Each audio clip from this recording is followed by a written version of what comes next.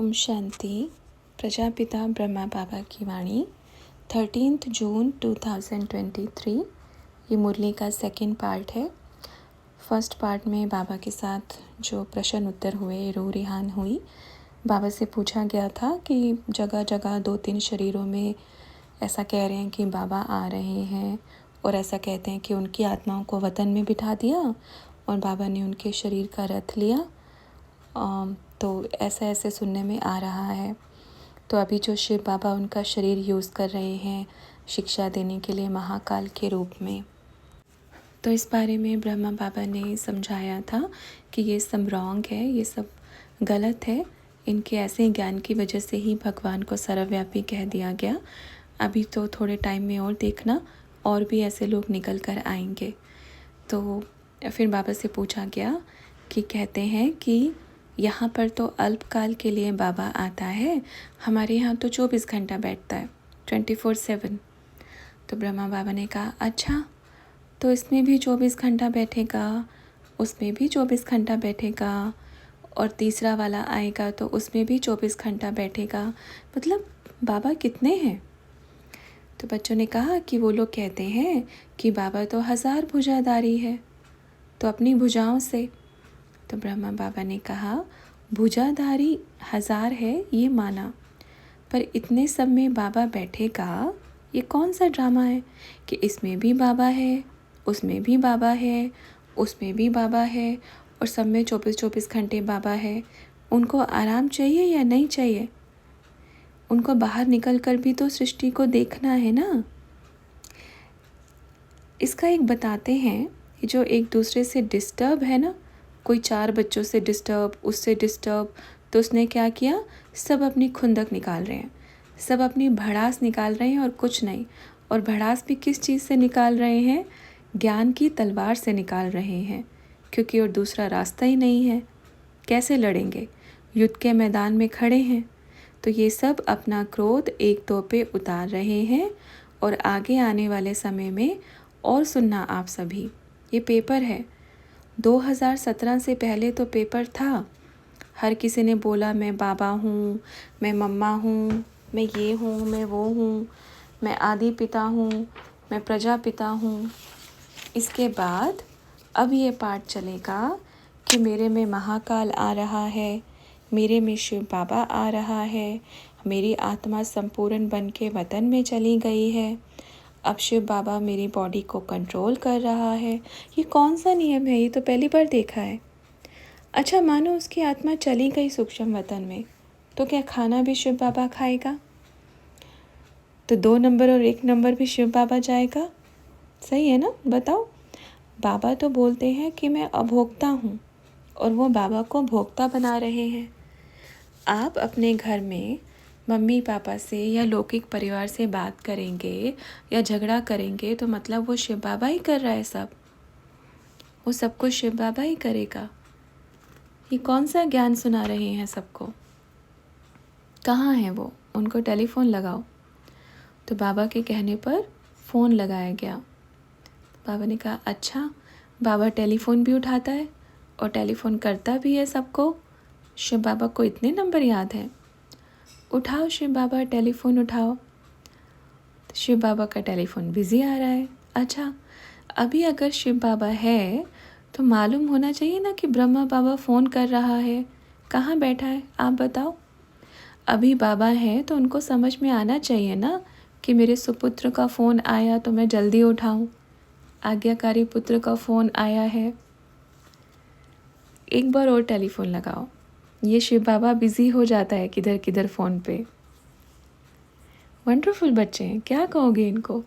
अगर इस बीच फ़ोन आवे तो ज़रूर बात कराना, अपन भी शिव बाबा से एक बार बात कर लेते हैं। ऊपर वतन में तो बहुत चिटचैट होती है, अभी बात करते हैं, अभी पूछते हैं कि अभी अपन आपसे कौन सी परमिशन लेके आए हैं, अभी आपने अपने को क्यों भेजा है। ये पूछेंगे तो बताएंगे ना क्यों भेजा है। शिव बाबा है तो बताना पड़ेगा उनको। देखो, पहली बात तो ये सब चीज़ें बहुत होने वाली हैं, ठीक है। भंवर में बहुत कश्ती तैरने वाली है, इस भंवर में बहुत कश्तियाँ तैरने वाली हैं, पर याद रखना कि आप एकदम सजी सजाई नाव में हो और बहुत बड़ी नाव में हो। जब हम दूर से देखते हैं ना अपनी जिस नाव में हम बैठे हैं, तो सामने वाला अच्छा दिखता है कि सामने वाली नाव अच्छी दिखती है, पर वो परमात्मा की नाव नहीं है, वो खिवैया की नाव नहीं है। वो सभी आत्माएं अपनी अपनी नाव चला रही हैं। क्यों? क्योंकि माया चारों तरफ से घेराव लेने वाली है। ठीक है, ये भी खेल चलेगा। फिर देखते हैं कि कौन बच्चा कूदी मार करके किस किस नाव में जाएगा। उसके बाद जब वहाँ चले जाओगे, बाद में क्या होगा? जिस नाव में आप बैठोगे ना, सब नीचे जाएंगे वो, और फिर बोलते रहना बाबा बचा लो बचा लो। बाबा क्या कहेंगे? हमने तो बचाया था, तभी तो नाव में बिठाया था। अब वापस आपने ही कूदा तो अपन क्या करेंगे? तो किसी ने कहा जो चंचल वृत्ति के होते हैं ना, वो कूदते हैं। तो बाबा ने कहा हाँ, तो चंचल वृत्ति के नहीं बनना है, इधर उधर सब चीज़ें नहीं करनी है, क्योंकि जिस नाव में मैं बैठा हूँ वो नाव स्वयं खिवैया चला रहा है। उसका कोई एक फ्लोर नहीं है। कोई फ्लोर है? इतनी ऊंची नाव है, सबसे बड़ा जहाज है, कई फ्लोर हैं। और आपका वो जहाज छोटा क्यों लग रहा है? क्योंकि आपने ऊपर तक नहीं देखा, आपने पूरा मापा नहीं है, बाबा को देखा नहीं है कि बाबा प्रेम का सागर है, शांति का सागर है, ज्ञान का सागर है। उसकी शक्तियों को नहीं देखा है, सिर्फ बाबा शब्द में ही सीमित कर दिया है। वो सर्वशक्तिवान भी है, वो सृष्टि का रचयिता भी है। आप तो इतनी परफेक्ट और फर्स्ट क्लास नाव में बैठोगे, तो क्या वो अब पेपर नहीं लेगा? उस नाव में बैठने वाले भी तो अच्छे बच्चे चाहिए ना, लायक चाहिए, मुरब्बी बच्चे चाहिए। ऐसा नहीं कि किसी को भी देख करके आकर्षित होकर के भाग जाएं। फिर क्या करेंगे?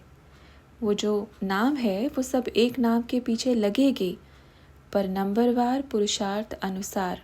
तो इसलिए इन सब चीज़ों में ज़्यादा जाना नहीं है।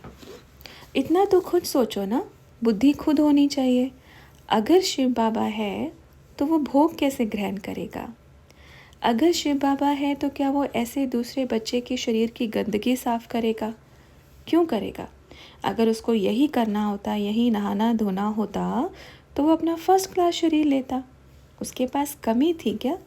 वो अपना एकदम स्टैंडर्ड का शरीर लेता, वो उस शरीर में रहता। ये तो कॉमन सी बात है, इसमें संशय और निश्चय की बात ही नहीं, इसमें कुछ ऊपर नीचे हिलने डुलने की बात ही नहीं, स्पष्ट दिखाई देता है। बच्चे तो आप भी बैठ के बोल सकते हैं, कोई भी बैठ के बोल सकता है। बच्चे बोलने में क्या जाता है? ये कोई बड़ी बात नहीं है बच्चे बोलना। ये तो कोई पिता भी अपने बच्चे को बच्चा बोलता है। जब अपना पिता अपने बच्चे को बच्चा बोल सकता है, तो दूसरों को बच्चा बोलने में क्या जाता है? ज्ञान सुना रहे हैं, बाबा की मुरली सुना रहे हैं, सिर्फ मुरली सुना रहे हैं। बाकी मुरली सुनाने वाला हर कोई बाबा हो गया, तो फिर बाबा कौन है? रही महाकाल की बात, तो महाकाल का रोल कोई ऐसे चलने वाला नहीं है। ये कोई महाकाल का रोल नहीं है, बिल्कुल भी नहीं है। अच्छा, दूसरी बात, इन बच्चों को भी पता है कि हमारे में शिव बाबा नहीं आ रहे हैं। ये बात इनको भी पता है कि महाकाल का रोल मेरे द्वारा नहीं चल रहा है। ये बात हर किसी बच्चे को मालूम है, पर फिर भी देखो, विनाश काले विपरीत बुद्धि। ऐसी बात नहीं कि उनको नहीं मालूम, उनको सब कुछ मालूम है। ये जो बच्चे बोल रहा है, इसको भी मालूम है कि उसके अंदर कोई शिव बाबा नहीं है। और ये सब चीज़ें जो चला रहा है, ये उसको भी मालूम है कि यूँ आँख दिखा करके, उंगली दिखा करके बात करता है कि मैं महाकाल नहीं हूँ। ये उसको भी मालूम है कि आप महाकाल नहीं हो। हर किसी बच्चे को, जो भी ये ड्रामा, जो भी ये नाटक या जो भी ये सब चीज़ें कर रहा है, उसको सब मालूम है। तो ब्रह्मा बाबा से पूछा कि बाबा फिर इनमें ये शक्ति कैसे आ जाती है, ये सब बोलने की? तो बाबा ने कहा क्यों नहीं आ सकती शक्ति बोलने की। आज कोई अच्छा स्पीच वाले को खड़ा कर दो, कॉन्फिडेंस से बोलेगा, भले वो झूठ भी क्यों ना हो। कैसे शक्ति नहीं आ सकती? आज अज्ञानी बच्चों को देख लो, कितने सारे ऐसे ऐसे स्पीकर हैं कि बात झूठी है पर उसको ऐसे साबित कर देंगे, ऐसे साबित कर देंगे कि कितने जन्म लग जाएंगे इसको खोलने में आपको कि ये सच्चा है या झूठ है। ऐसे कॉन्फिडेंट बच्चे होते हैं। तो शक्ति क्यों नहीं है? रावण के राज्य में तो शक्ति ही होती है, इसलिए इस चीज़ पर नहीं जाना है। अगर कोई ये बोलेगा आप मानो नहीं मानो, मैं आपका बाप हूँ, इस चीज़ पे भी नहीं जाना है, क्योंकि ये तो कॉपी हो रही है। बाप ने पहले ही क्या बोला था, बच्चे अपन अभी कुछ ऐसे रहस्य नहीं खोलेंगे, क्योंकि बाप को मालूम है कि अभी अनेक दुकानें खुलने वाली हैं और वो चाबी अभी भी अपने पास है। क्योंकि बस सब एक ही बात से चित होंगे कि जो अपने को पता है, जो अभी 2 घड़ी में होने वाला है, वो आप बताओ कि क्या होने वाला है। अगर बता दोगे तो अपन स्वीकार करते हैं, अपन नतमस्तक करेंगे आपको कि हाँ आप मेरे बाबा हो, ठीक है। ये कोई वो नहीं है ये सब चीज़ें, ये इतना सबके बीच में बोलो ना। अगर आप महाकाल हैं तो महाकाल बाप हैं तो खुल के आ जाओ सामने, क्या बोलते हो? अगर महाकाल है तो ओपनली आओ मैदान में। समझ में आया? आप किसी कोने में बैठ करके वीडियो भेज रहे हो, वो नहीं होता। आना है तो आप खुल के आओ, क्या दिक्कत है? अगर खुद आपको इनवाइट करेंगे, अपन खुद करेंगे, आओ। जहाँ बाबा मिलन होगा वहाँ पहले महाकाल चलेगा, फिर बाद में शिव बाबा मिलन चलेगा। अच्छा, फिर बच्चों ने बाबा से और भी कुछ प्रश्न किए, तो जो हम मुरली के 3rd पार्ट में कल कंटिन्यू करेंगे। ओम शांति।